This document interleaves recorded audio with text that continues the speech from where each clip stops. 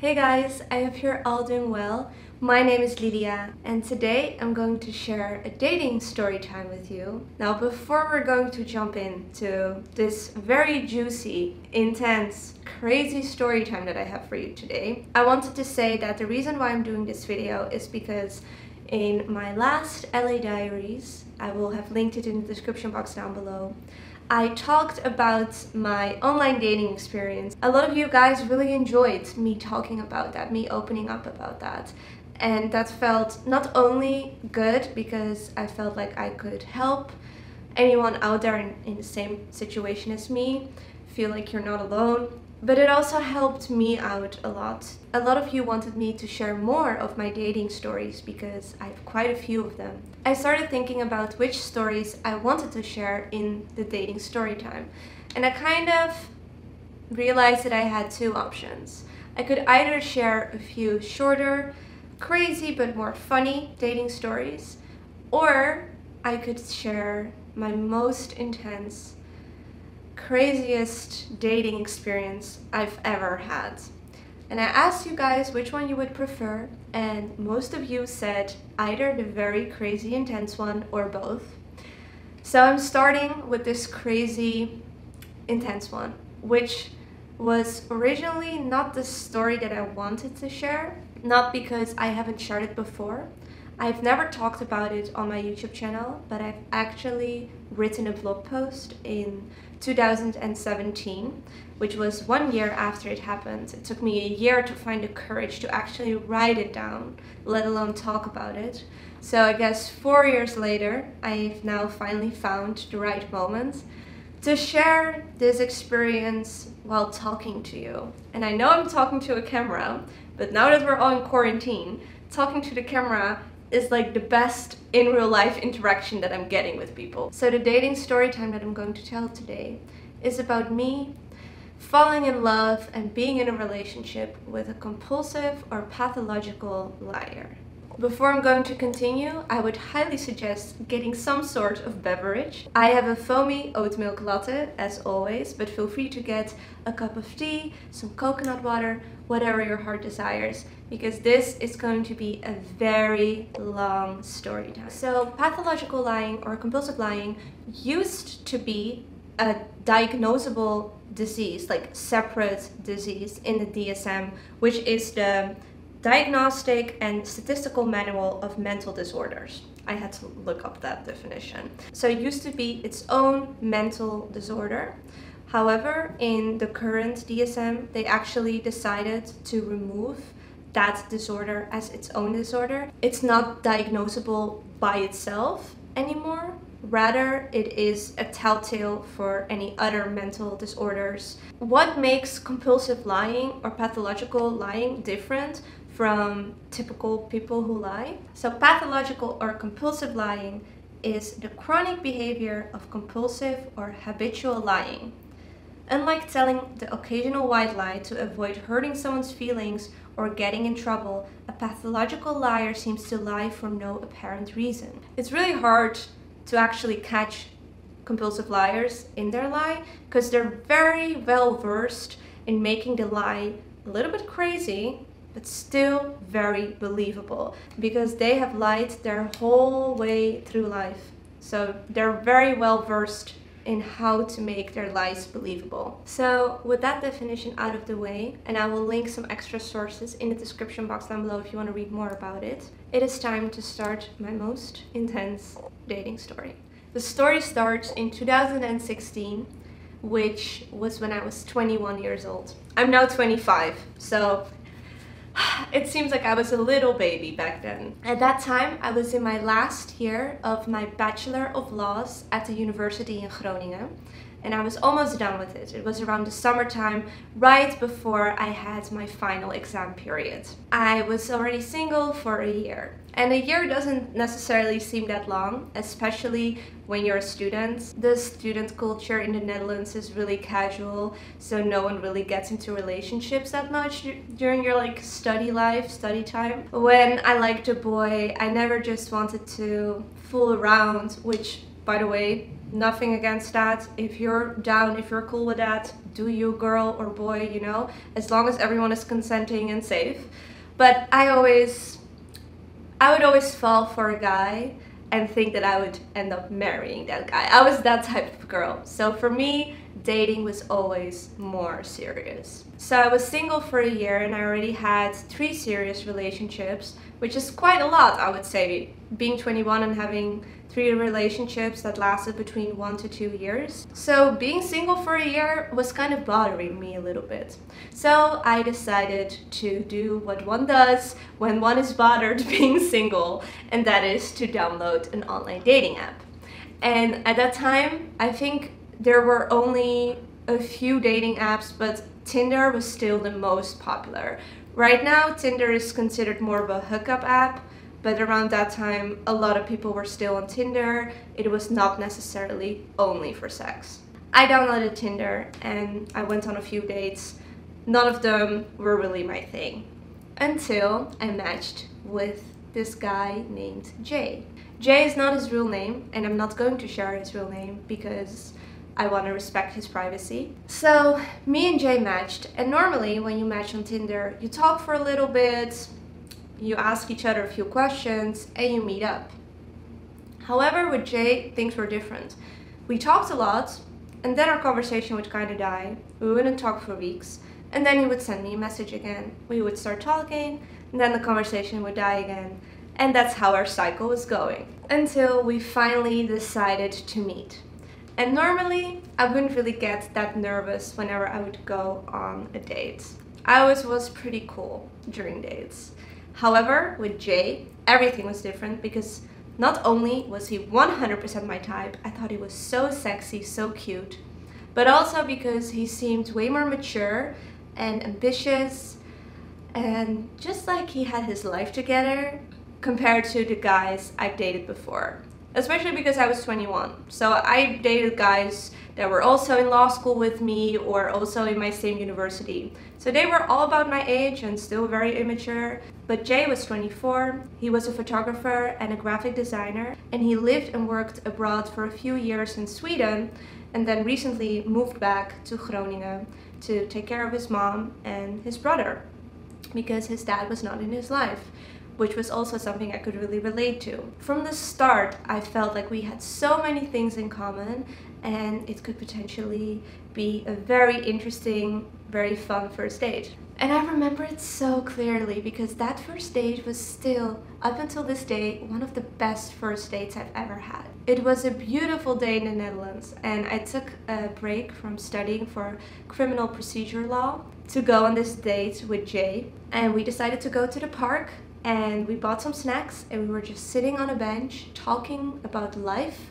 our life, for about 4 hours. And for some people that might sound very boring, but I've always been the type of girl that enjoyed very deep and heartfelt conversations rather than going to expensive dinners or stuff like that. Jay was super open about his life, his situation, and I was really open about mine, and it just really felt like we had so much in common. However, when I talk about this, I can't stop but feeling like this omniscient storyteller that is like, I wish I could have told the 21-year-old Lilia that she should run right now because everything this guy is telling you is a lie. But that is not how life works, unfortunately. So I just ended up having an amazing date with him. We went to the movies after, we had a great kiss, and that was that. I went home and I was so happy because I felt like, oh my god, Lilia, after a year, did you finally meet your dream man? Is this him? That was what's going through my head. In the following weeks, me and Jay met up quite a few times. At that time, I was not in a good place because I was really stressed about school. This was my final year of law school, of my bachelor's degree, and I was just really stressed and nervous about my exams. So I really needed someone to convey in. I really needed someone to just give me a hug and be supportive. and Jay was that person for me. Naturally, I'm quite an impulsive person. I think a lot of you guys who follow my videos think I'm this very structured and organized person, which I totally am. But I'm also crazy impulsive. Moving to LA was quite an impulsive decision. A few years ago, I never had the dream to move to LA. Even going to law school was never a dream of mine. It was actually the dream of my best friend, who ended up studying something completely different. But because she was a year younger, I already went to law school, and then when I was already doing law for a year, she told me, you know what, I'm not going to the same law school as you're going. Actually, I'm not even going to study law. So a lot of decisions that I've made in my life have been quite impulsive, but everything ended up working out fine. So also, when it comes to dating, I am definitely not the type of girl that waits around, gets to know someone like very well for a very long time. I am just like, let's do something fun and see how it ends.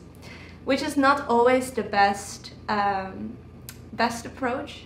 Something I've definitely learned from this whole experience as well. So I've definitely matured and grown in that. But I also think there's something beautiful in that, and I don't want to lose that part of me completely.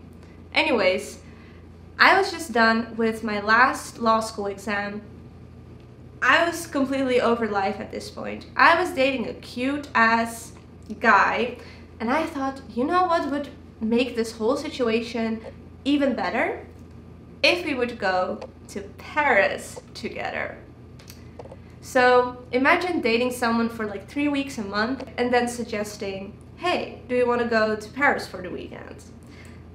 I don't know, for me it was a very big deal. Maybe now that I'm older, have a little bit more of a stable income, kinda, now it's quarantine, but in general, it's not that big of a deal. I mean, from LA to Paris it is, but from the Netherlands to Paris it's 4 hours. But for me, being 21, the furthest trip I ever done with one of my exes was Antwerp, so for a day. So Paris was a big deal for me. But I was listening to this one song on repeat that was called Paris, and I just felt this sudden impulse to go to Paris with Jay, because I thought, you know, this is going to be perfect. And Jay said yes. So that's what we did. Next weekend, we booked an Airbnb, we booked our train tickets, and we went to Paris together.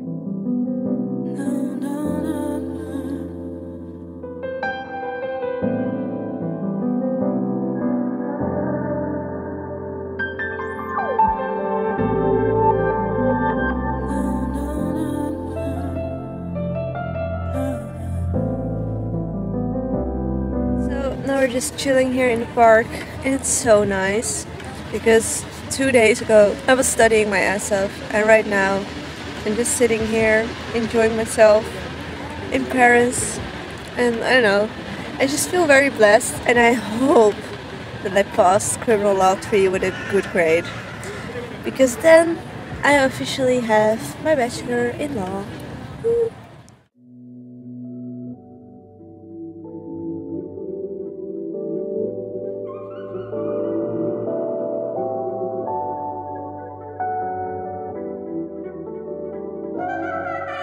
I wanna wake up in Paris with you.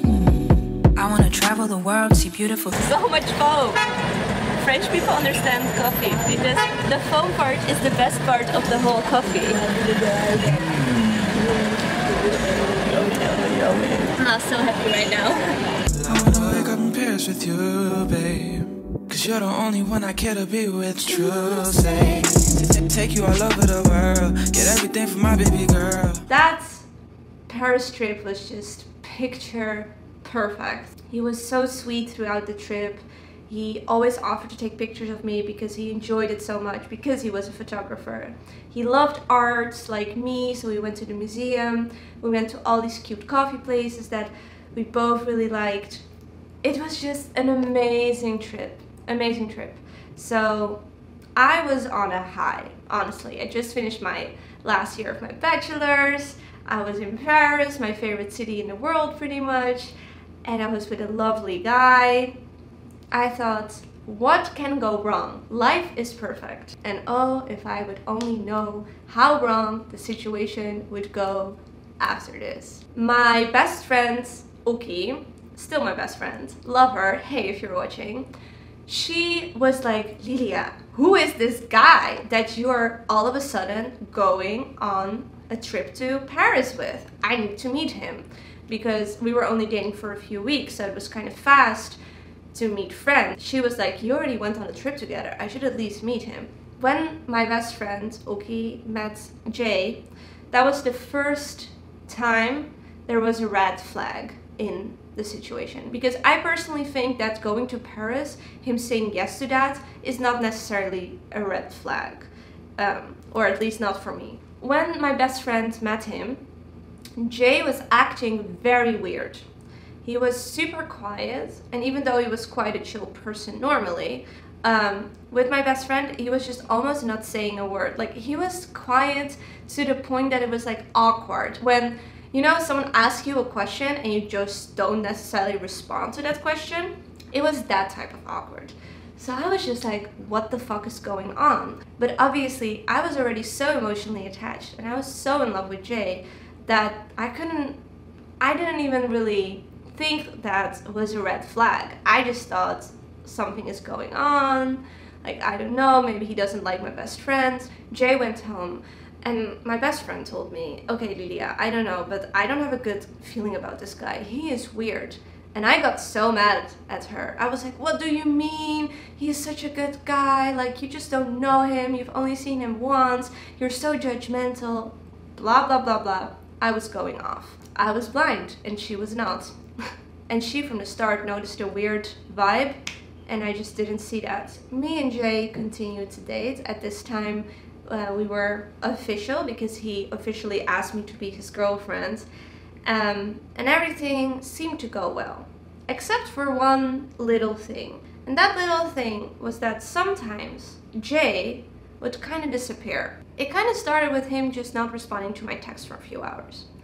And I know that sounds kind of dramatic, like, oh my god, that guy has a life too, you know, like, you can't expect him to text you every minute. That's not what I mean. Of course, you know, I'm not a type of girl, I don't even have time to text that much every hour or whatever. But it is kind of weird if you just text a lot and then slowly a person starts to text you way less. You're like, okay, why could you then text me at the beginning so much and now you're texting me less? I didn't really worry about it, but like subconsciously I noticed it. And slowly the not responding for a little while, for a few hours, became not responding for a day, not responding for 2 days, not responding for 3 days. If you are in a relationship and your boyfriend or husband or fiance or whatever is not responding to you within the same day, especially when you have plans, that's just very, very weird.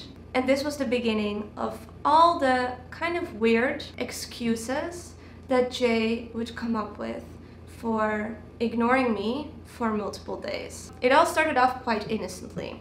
So we would make plans to meet, for example, on Friday. And then on the Friday, I would text him like, hey, I'm excited to see you later today. And I would not get a response. So I'm just like, okay, that's kind of weird. I'm definitely not the girl that wants to be in contact the whole day, all the time. But, you know, if you make plans, you kind of expect to, you know, actually do those things. I almost started to get worried because I was like, oh my god, maybe something happened. This is so not Jay, because everything was good between me and Jay. We used to hang out like all the time. So the next day in the afternoon, I get a text from him and he says, hey, I had an emergency for work. I had to go to some client and I left my phone there. I couldn't reach you, but now I got my phone back. I'm meeting you today. It happens. Stuff like that happens. It didn't seem unrealistic. There are honestly so many of these stories, but one of the craziest stories that he told me, one time he said that he had to go to Germany for work, which was very plausible because, again, he worked abroad for a while as a graphic designer. He and his colleagues went by car to Germany, which, again, Germany and the Netherlands is very close. You can totally drive there instead of fly. Then apparently the car broke down and they got stuck somewhere, and it took them I don't know, hours before they were able to get some help. Then they missed the meeting, had to reschedule the meeting, had to fly back. He wasn't able to charge his phone in the car. He didn't have his charger with him because he thought it was a one-day trip. So he didn't have a phone.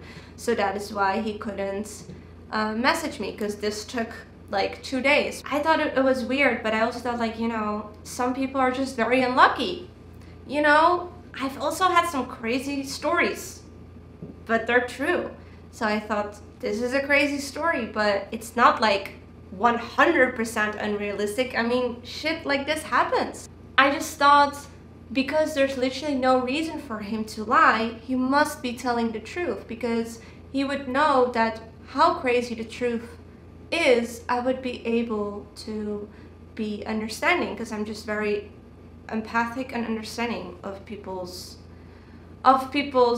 situations. That's what I thought. So because I thought I would not judge him, he wouldn't have the need to lie to me. But that's not how compulsive lying works. When you're a pathological or a compulsive liar, you lie because you have this urge to lie. It's like an uncontrollable itch. You just need to lie. It's not necessary for a reason. And that's also what I've noticed, because Jay would sometimes lie about the time. I would ask him what time it is, and he would say 6, and then I would look at the clock and it was 5:30, and I was like, huh? But I thought Jay said 6. And then I would just brush it off and tell myself, oh, you know, he probably made a mistake, or I probably heard him incorrectly. So me and Jay continued to date. A few weeks go by. At that point in time, we've been dating for 3 months, and I very subconsciously started to develop this anxiety because of Jay. And I'm naturally not an anxious person. I've never really struggled with a lot of anxiety, fortunately enough. I know our generation struggles with anxiety a lot, unfortunately, but I was always someone that didn't necessarily had like panic attacks, things like that. I was always quite fortunate. Jay's behavior made me very anxious, because one day he would tell me, okay, we're going to meet that day, and then I already started worrying about, but maybe something is gonna happen. Like, he needs to make sure that he has his phone on him. He needs to text me. I would text him more. Maybe that was his goal. Maybe he just really wanted me to get so emotionally attached to him that he could just 100% break me and control me. The next thing that happens was the breaking point. And even talking about this right now, I still can't believe someone could lie about this.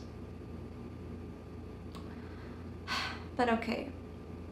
It was my mom's birthday, so this was August. Jay was supposed to come to my mom's birthday. We would go there together. So the day before we wanted to go to my mom's place, we discussed that he would sleep over at my place. So I just texted him like, hey, what time are you coming? When can I expect you? And I hear nothing.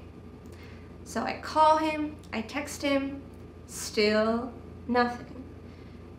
And at this point, I get really pissed, because I'm like, okay, what the hell? How can you ditch me right now? Because it's my mom's birthday. My anxiety was through the roof.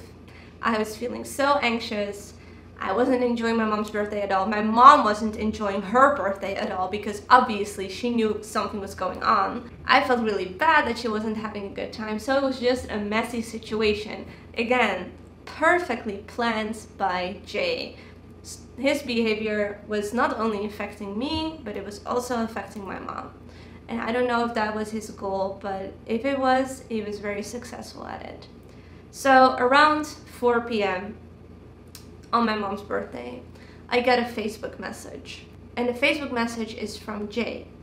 But it states at the top, hey, this is Jay's mom sending you a message through Facebook because I don't have your number. And when I read that, I instantly knew something was up. At that point in time, I didn't meet his mom yet, I didn't meet his friends. So the message continued saying, Jay got sick. So we took him to the hospital and we did some scans, we did some tests, and he has cancer, breast cancer, just like his granddad who passed away because of breast cancer. It's quite uncommon, not completely uncommon, but it's quite uncommon for men, especially around his age, but it's genetic.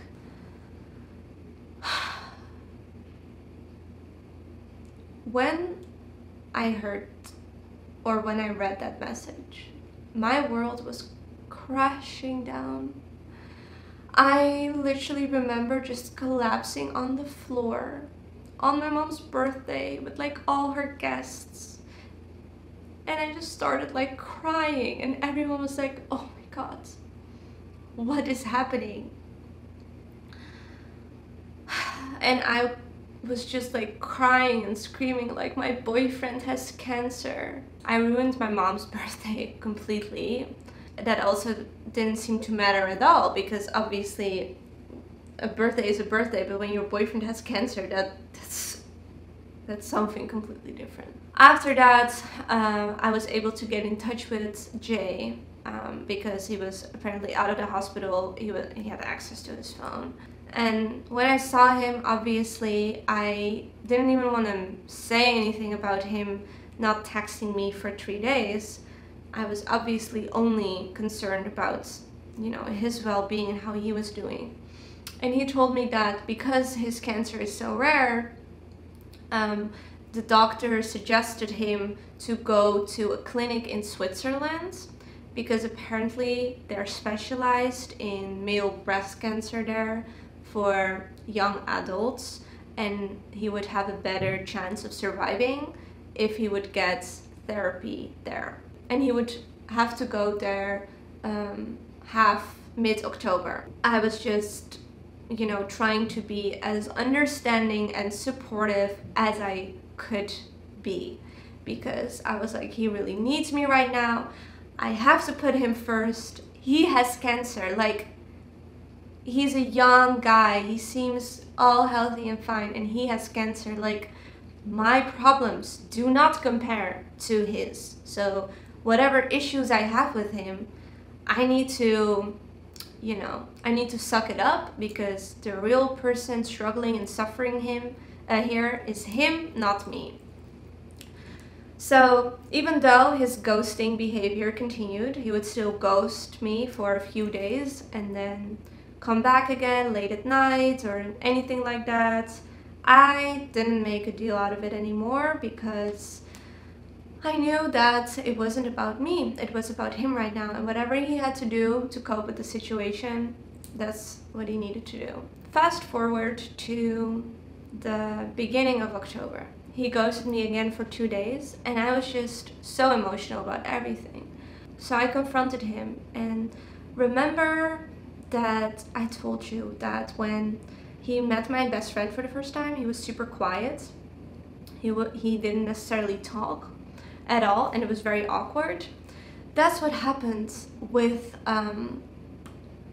me confronting him. To all my questions, like why he constantly did it, like why he couldn't charge his phone, like why he didn't care, he literally had no response. Imagine saying all these things and then the person is sitting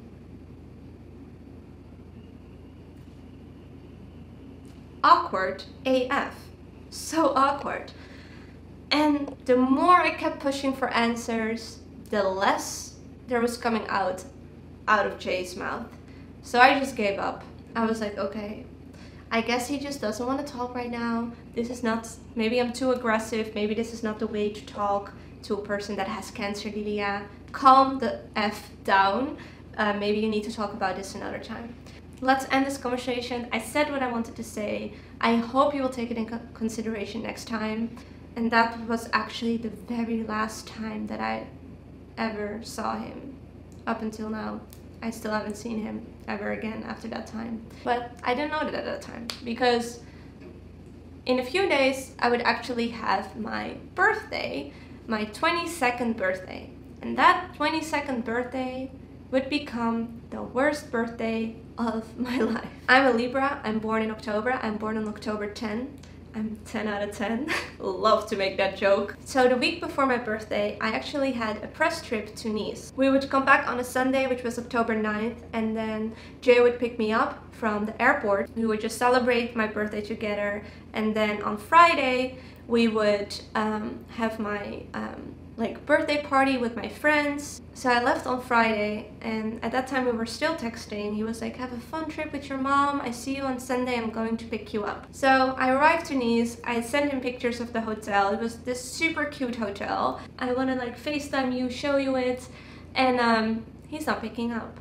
So I'm just like, okay, what's going on? Next day, still nothing.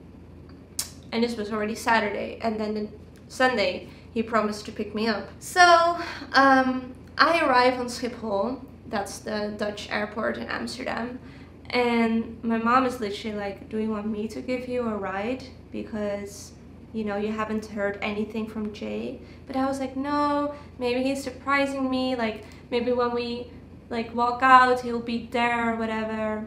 So I walk out, and obviously he's not there. I call him. He's just not there, and I can't reach him. So my mom was like, you want me to bring you to Groningen, which is a 2.5 hour ride? But I was like, no, I'm just going to take the train. I don't want to put my mom through that. And on the train, I decided to do something I haven't done before.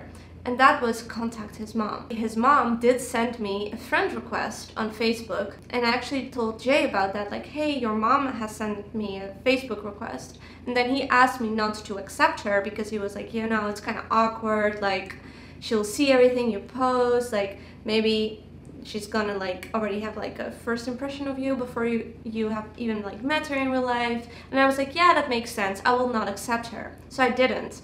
But I didn't remove her friend request, so it was still there.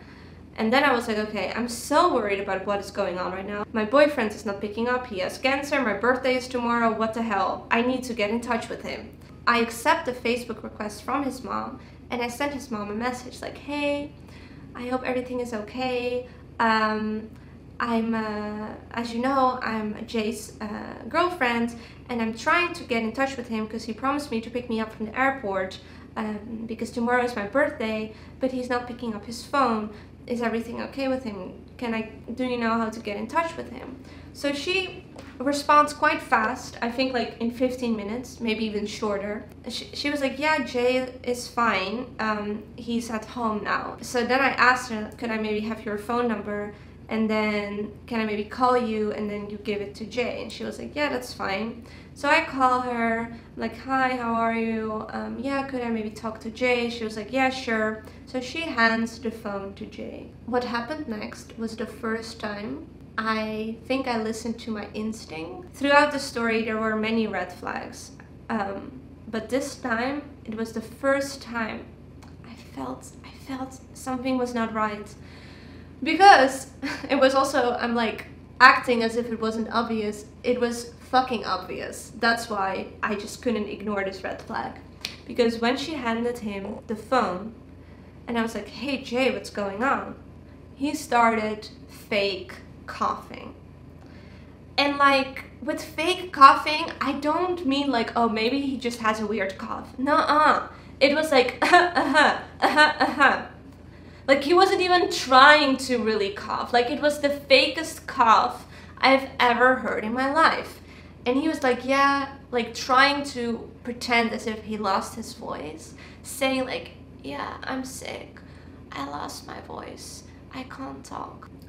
I'm like, what the fuck?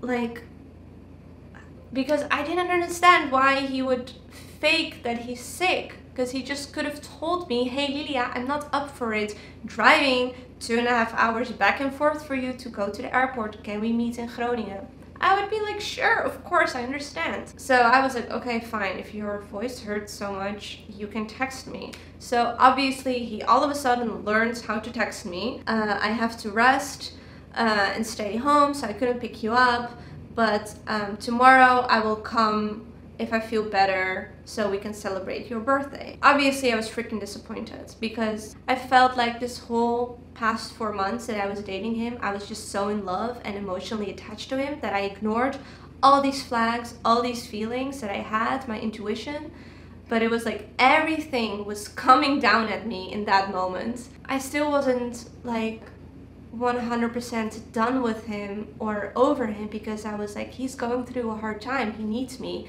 I would be the worst girlfriend alive in the world if I would break up with my boyfriend during cancer for some stupid white lies or whatever. So the next day, it's my birthday. I get a message from him around like 11 or 12 in the morning, and he texts me, "Hey beautiful, happy birthday." I didn't hear from him.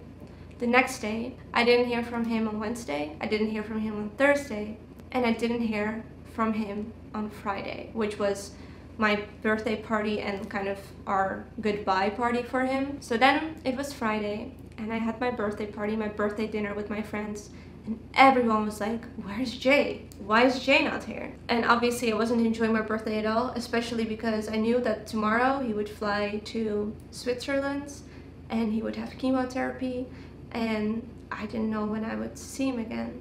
I actually still have his messages on my WhatsApp, and I'm reading that the excuse that he had for not calling me. There are like all these messages from me before, and I was just over it. I'm like, okay, it's pointless. It doesn't matter if I'm going to message him or not, because he's just gonna ignore me. One of the last messages I sent him was, "Hey, I wish you good luck in Zurich." Oh, sorry, I thought it was Switzerland.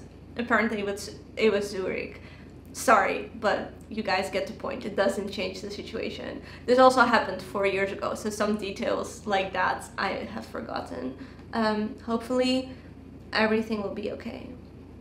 The next day, he sends me a reply to that message, and he says, "Thank you, hopefully."